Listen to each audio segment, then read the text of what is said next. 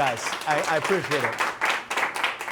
That was a very flattering introduction, but I think it pales in comparison, actually, to the big shoes set by our founding fathers. I think I'm seeing a lot of young people in the room today. We forget that we used to live in a country where the people who led the government weren't just professional career DC bureaucrats or politicians. I was actually talking to somebody about this earlier today. My favorite president, Thomas Jefferson. He not only wrote the Declaration of Independence, he was, turns out, such a wine connoisseur that he actually bankrupted himself personally to buy a bunch of the best wines from France that he put into the White House. And I say, I joke around that sometimes, we actually had a president then who bankrupted himself personally so that the nation itself could prosper. Now we have a president who may bankrupt the nation so that he may help himself prosper. How things have changed. We also have a culture that teaches you that if you're an expert, you can't do something. One of the things that was true about Thomas Jefferson was that while he was writing that Declaration of Independence, he started to have a backache. He felt like he needed to be able to twist around in his chair, but they didn't have a swivel chair back then. So he just invented it. Actually, a lot of people don't know this, but the swivel chair we sit in today was invented by the guy who also signed the Declaration of Independence, who actually invented a lot of other things too. So I wasn't planning to talk about that, but when you gave me that flattering introduction of all of this background, we pale in comparison to the people who came before us. But I think that's something we can actually revive in our national culture, that sense of self-confidence as a country. Confidence in who we are as a nation starts with confidence in who we are as individuals. What I see right now when I look across the country is that we're in the middle of this national identity crisis where, yes, most people my age, I'm 37 years old, I was born in 1985, I'm the first millennial ever to run for US president as a Republican. You ask people my age, what does it mean to be an American? You get a blank stare in response. That's the vacuum at the heart of our national soul. In a vacuum that runs that deep, that's when poison fills the void. The things that used to fill our hunger for purpose and meaning and identity, things like faith, patriotism, hard work, family. These things have disappeared. It's like we're lost in a cave. This is an analogy I used recently, kind of stuck with me. I'm going to share it with you guys tonight. Is when I look around the American landscape, what I see is we're flying around like a bunch of blind bats, lost in some cave. Right? How does a bat figure out where it is? It doesn't have eyes. It's not going to see it. It sends out sonar signals. It bounces off something that is fixed, something that is true. It bounces back and says, this is where I am. So you know what we human beings do, what we Americans do, we send out those signals, and it bounces off something that is true. My family, the two parents, the mother and father who brought me into this world, as a parent, the children who I bring into this world, these things are true. They are real. Bounces back, tells me, this is where I am. My belief in a true God comes back as my faith, tells me this is who I am. My belief that I am a citizen of this nation, not some nebulous global citizen, but a citizen of the United States of America. That means something to me. It bounces back, tells me this is where I am. I work hard to create something in the world that didn't exist. Bounces back. I'm proud of that. It tells me this is where I am. What happens when those things disappear? We send out those signals, and then nothing comes back. That's where we are today. Take it from Scripture. Take it from the book of Exodus. When the Israelites escaped the rule of Pharaoh, okay, Moses led them out. They escaped the master. They're lost in the desert. What did they say? They say, we want to go back and be ruled by Pharaoh. See, if you don't bend the knee to something true, bend the knee to God, pledge allegiance to the flag, and what that represents, you're going to bend the knee to something. That's what's true about us human beings, us millennials. I think it's true of all of us now. We're hungry for purpose and meaning and identity. We want to be part of something bigger than ourselves, yet we can't even answer what it means to be an American. No surprise, you get a depression and anxiety and mental health epidemic across the country. That's really what's going on. So the question really is, what does it mean to be an American? I think that's the moment we live in today. I'm an unapologetic America First conservative. I have lived the full arc of the American dream. My parents came to this country with not a lot of money. I went on to found multi-billion-dollar companies. And now at the age of 37, I'm running for U.S. president and be able to start this myself. That's the American dream in a nutshell. If I'd been born 20 years later, though, I don't think my story would have been possible. Not in the same way. I would have been taught to think of myself as a victim, as my kids' generation now start to describe themselves, a person of color, whatever that means. It's really just a victimhood hierarchy that we're taught to buy into. My story would not have been possible, even if I'd just been born 20 years later, let alone in my kids' generation. I'm running to revive that dream that allowed me to achieve everything I had. And so, yes, I do believe in putting that country first, putting America first. But to put America first, we need to rediscover what America is. To me, being an American means you believe in the ideals that set the country into motion 250 years ago. Ideals like merit, that you get ahead in this country, not on the color of your skin, but on the content of your character and your contributions. That is why I've said I'd be the first U.S. president to end race-based affirmative action in America. Okay? Being American, it means you believe in things like the rule of law. That if you're like my parents, yes, you do get to come to this country legally through the front door. If you follow the rules, pay your taxes. In their case, they raised 2 kids. Both of us went on to found companies that helped thousands of Americans. They taught us that the important things in life, raising a family, having children, entering a marriage, for that matter, these things involve a sacrifice. But you can make a sacrifice if you know what you're sacrificing for. We should welcome more immigrants like them. But it also means that your first act of entering this country cannot be a law-breaking one, because that is what it means to be an American. We believe in the rule of law. It means we believe in free speech. Thank you. Thank you very much. I appreciate that.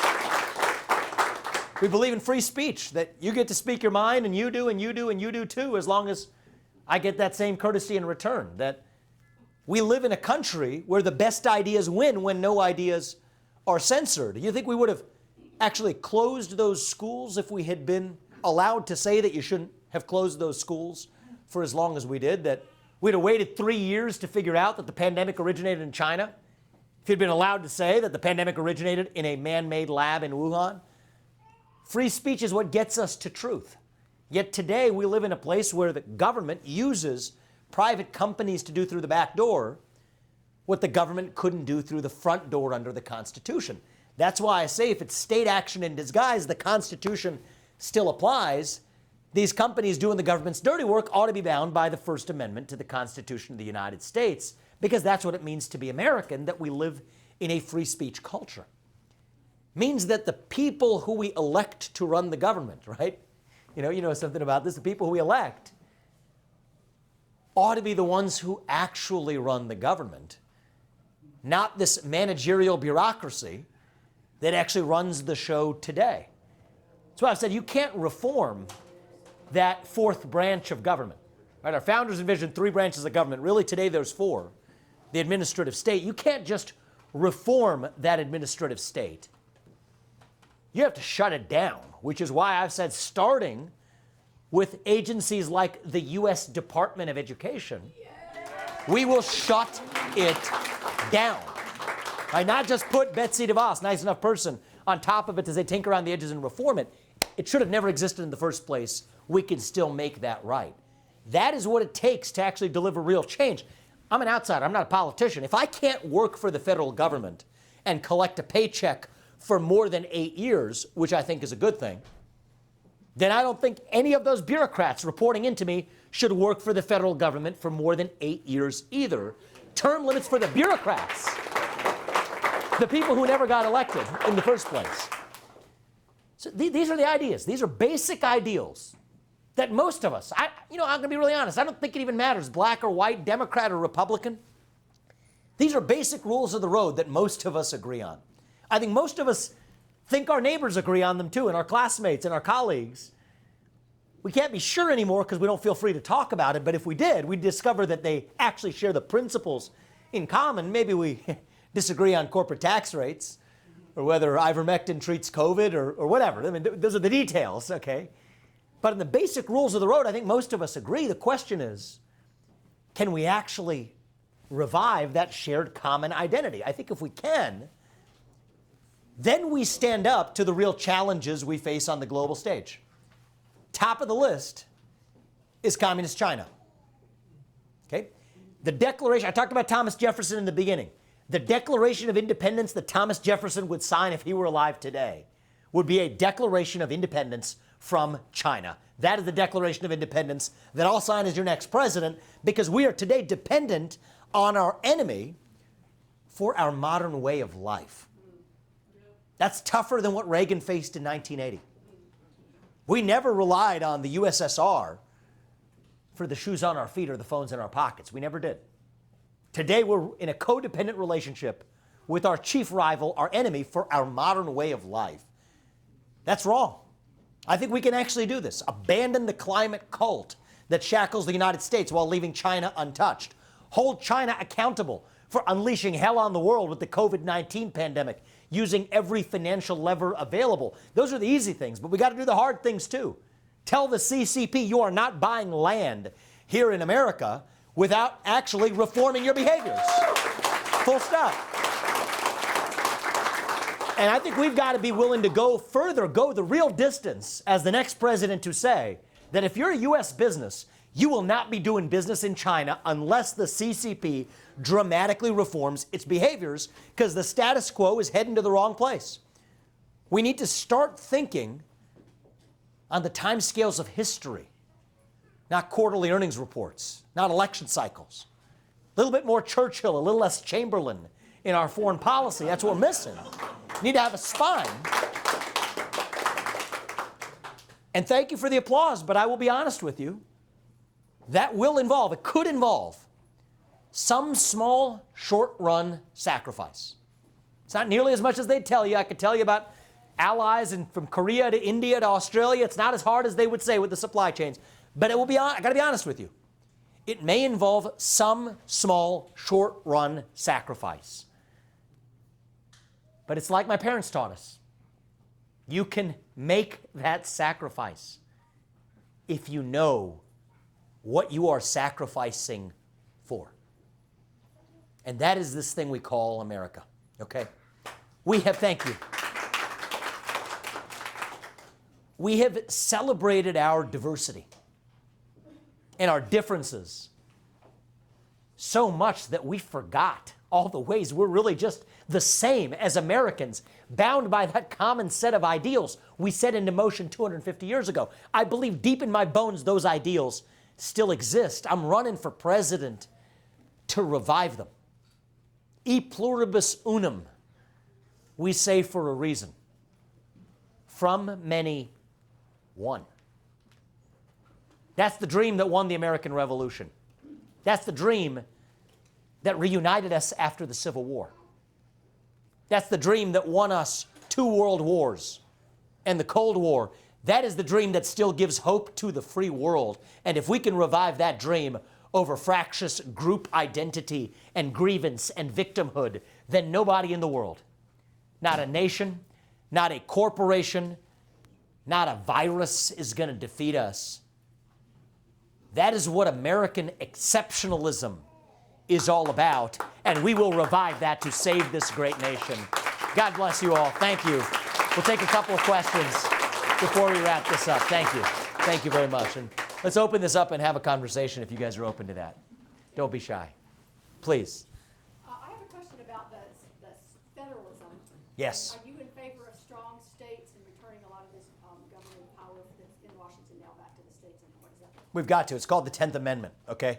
The federal government didn't have the power, it belongs to the states, and people forget the last few lines of the 10th Amendment, and to the people. Right? So it's not just the state, to the states and then to the people. So I think education is one of the areas that I've focused on, where the federal government should have had no role in education in the first place. They've actually tilted the scales.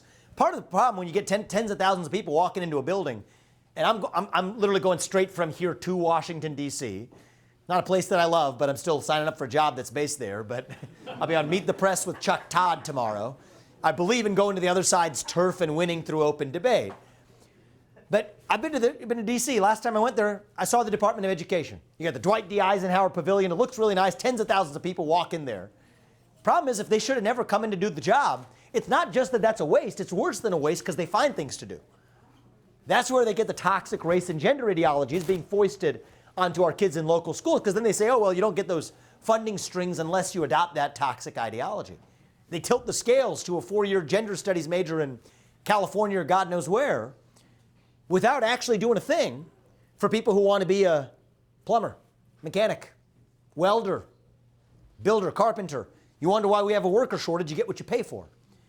So it's worse than nothing. It's worse than even just the expenditure. They actually start to take on responsibilities that they should have never taken on.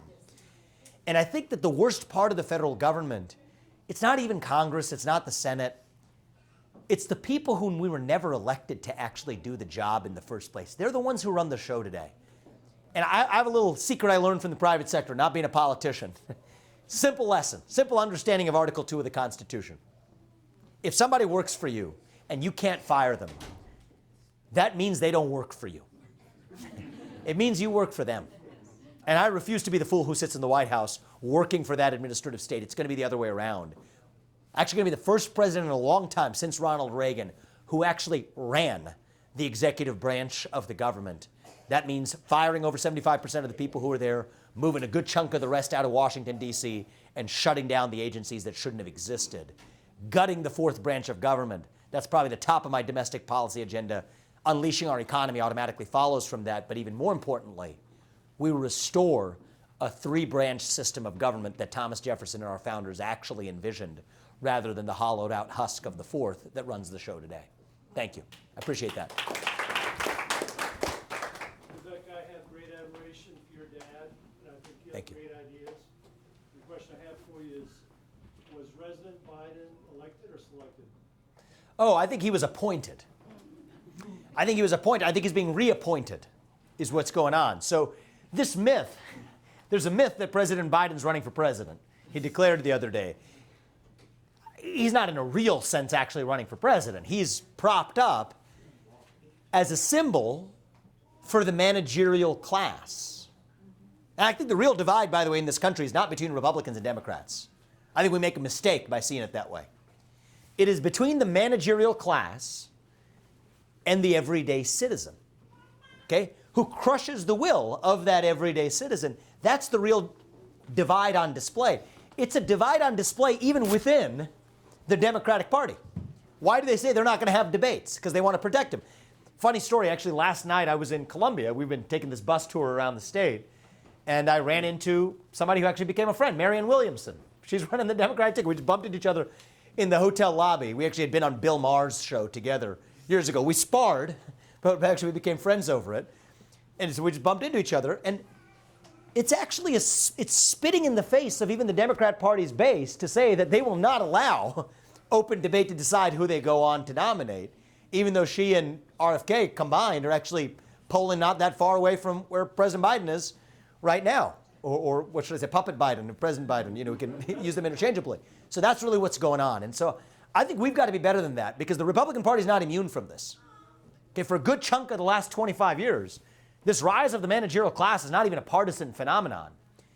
It's the idea that there has to be an anointed elite class that gets to decide what the right answers are for the rest of society at large.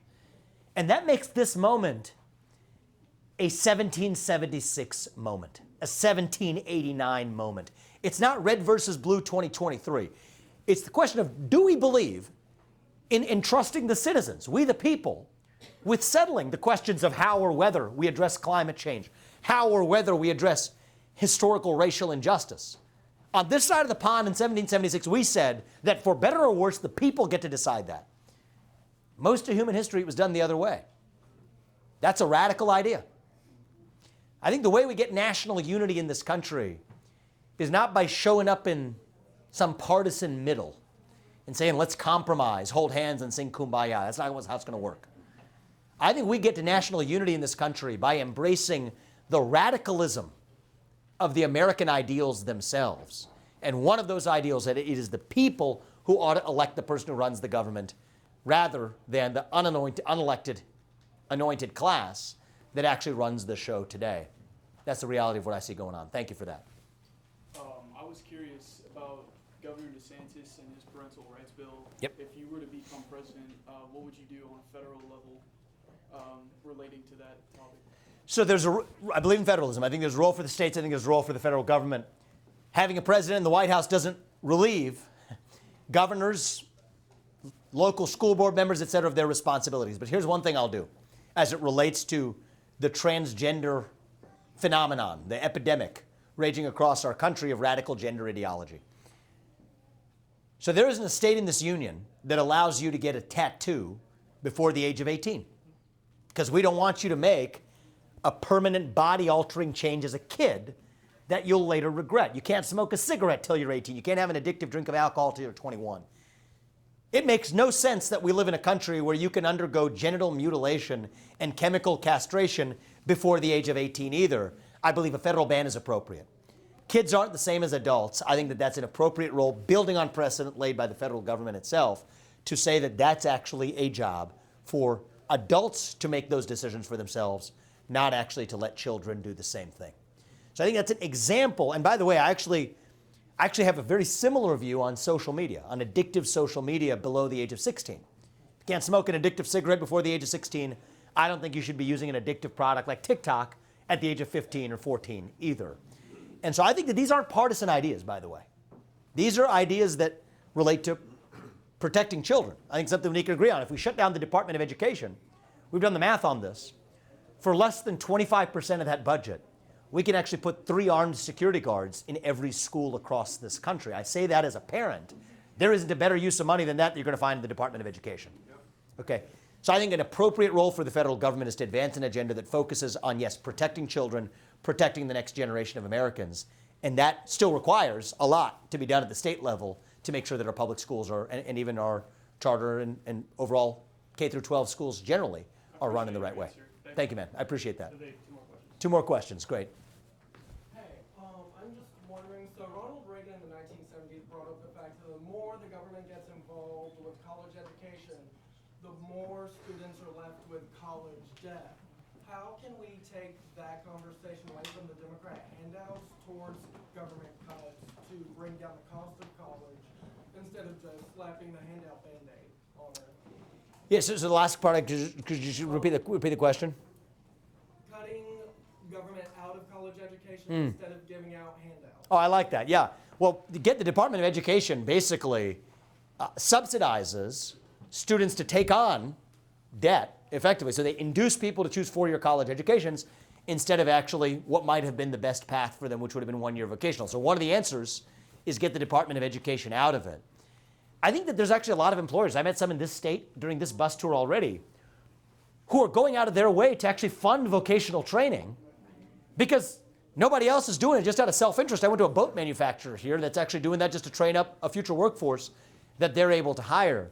And I think one of the things we've lost in this country is, look, on a personal note, I did go through a 4-year college education. I took a lot from it. That was the right fit for me if I wanted to go into the world of biotech and have the career that I've had. And that's great. That's one way to live the American dream. But my path cannot be the only path. And I think that that's something we've lost in this country, where right now there's only one path that we say offers you a road to dignity and respect and living that American dream.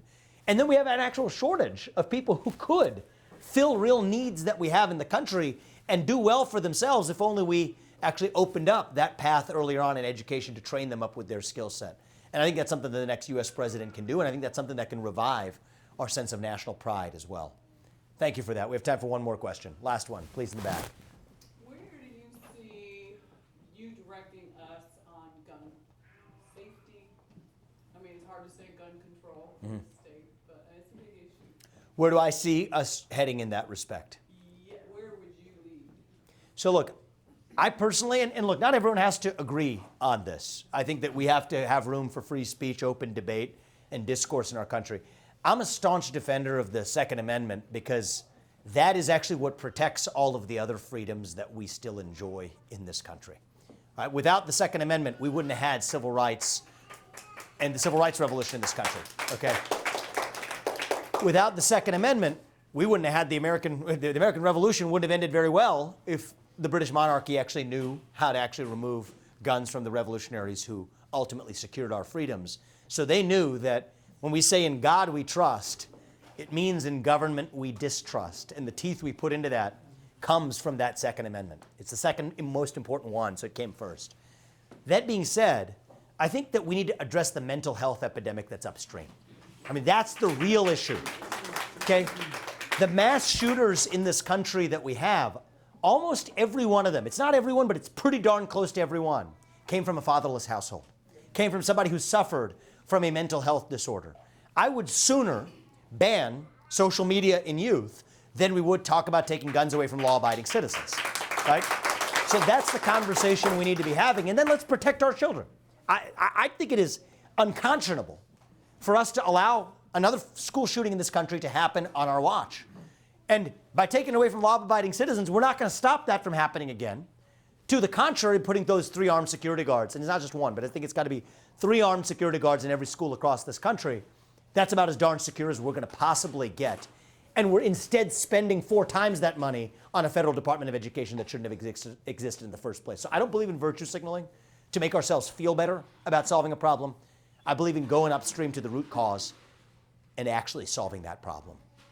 Now, I'm so grateful to you for opening your home and welcoming us. We actually, the thing I love about this campaign is meeting people across this state. You guys have a special role here, and you take it seriously. Vetting your candidates. It's not just two-dimensional television. I think I've traveled the state over the last few days, and this is our second time here. You have a sixth sense for who's actually telling you what they mean, who's reading a script that they memorized, if not actually reading it in front of you to your face after they walk in. And you have a responsibility there. Because the rest of the country, most of the rest of the country, gets two-dimensional TV ads and has to make a decision based on that. The rest of the country is relying on you, first in the South primary here, to actually do the work of really figuring out who's going to have the spine to sit across the table from Xi Jinping. My reason for having to leave, we're heading to the airport now. Otherwise, I'd stay here all evening with you guys. We'll be on Meet the Press tomorrow morning. We're going to an event they're hosting tonight at the White House Correspondents' Dinner. I go to those settings in Washington, D.C. because I think we can't hide from that. We have to take that debate to the other side's turf and win. So if you guys know what I'm referring to, sometimes they give you lemon, you make lemonade out of it, okay? But it's not just that. It's the fact that I think we have the right ideas on our side, and we can actually persuade more people to come along with us than even knew that they were actually on the side of those pro-American principles. And the thing I'll close with is just an ask that I'll make of you. I'll make 2 asks of you guys before you go tonight. I don't like a get-together like this without having some action. Okay, the first thing is, when you're the only person in the room, whatever room that is, a board meeting, school board, place of work, whatever it is, when you're the only person in the room who believes what you do, you have a civic obligation now more than ever to stand up and to say it. And what you will find, my promise back to you, is that most of the time, right where we are right now in the year 2023, you will not be the only person in that room who believed what you did. That is how we start this epidemic of courage in our country. Not fear, but courage. Courage is contagious. That's the slogan of our campaign. That's the first ask I'll make of you. The second is to join me in defecting from the only bipartisan consensus that we have in our country, which is that we're a nation in decline. That we're taught to believe that we are Rome. Or even worse, Rome lasted a couple thousand years, that we are Carthage. Right? We should be so lucky as to be Rome, you may say. I don't think we have to be Rome. I don't think we have to be Carthage. I don't think we have to be in this inevitable national decline. I really just think we're a little young, going through our own version of adolescence, figuring out who we're really going to be when we grow up. And when you see it that way, it just, to me at least, it just feels right. That's got to be it. We've had our ups and downs before. We're at a low point now. There were actually many rises and many falls of Rome. There will be many rises and many falls of this country too. But hardship, we're going through some hardship now. Let me tell you the same thing I tell young people when I talk to them across this country. Hardship is not the same thing as victimhood. Hardship is sometimes unavoidable. Victimhood is a choice. We don't have to make that choice, not as individuals, not as a country. And we don't do that for the next generation. I'm so happy to see some kids in the room here, some young people. Make this country again a place where no matter what your skin color is, no matter where your parents came from, you can achieve anything you ever want in this country with your own hard work, your own commitment, your own dedication. That is the American dream, and you know what? That you're free to speak your mind at every step of the way too. You guys do your part. Whatever it is, I will also do mine. Thank you all. I appreciate you welcoming us, and hopefully we'll get together again soon. Thank you.